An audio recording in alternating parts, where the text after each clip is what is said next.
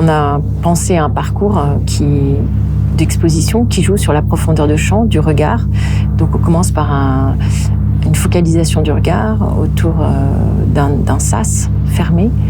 Et petit à petit, on va arriver à cet horizon, ce coucher de soleil martien qui ouvre l'horizon dans l'espace du lieu unique. Et donc l'idée, c'était d'accéder à une plus grande profondeur de champ dans l'exposition, mais également de voyager dans différents espaces-temps. Les premières œuvres sont des œuvres qui embrassent des perspectives cosmiques plus larges et qui montrent des objets célestes qui parfois nous renvoient au début de notre univers, à la naissance de l'univers, comme la photo de Hubble qui est à l'entrée. Et petit à petit, on va revenir vers nous, on va se recentrer sur le système solaire jusqu'à la fin de l'exposition où on est renvoyé à ici maintenant à travers un miroir de sorcière.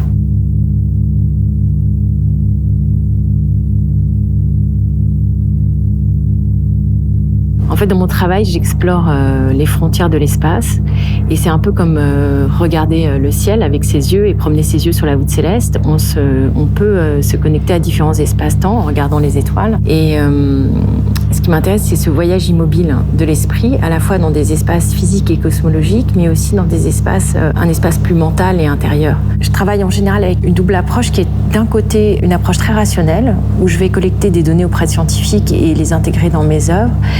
Et d'un autre côté, une approche beaucoup plus philosophique et métaphysique, où je vais m'inspirer, lire beaucoup du côté de la philosophie, ou même de philosophie plus spirituelle. Pour l'œuvre que j'ai réalisée avec Eliane Radig, Le coucher de soleil martien, je me suis plongée dans le Bardo Thodol, donc le livre des morts tibétains. Donc j'ai toujours en fait une double approche et qui va prendre forme après dans une œuvre. J'ai un travail de la lumière qui s'inscrit dans une tradition picturale liée à la peinture du paysage, à la peinture des natures mortes.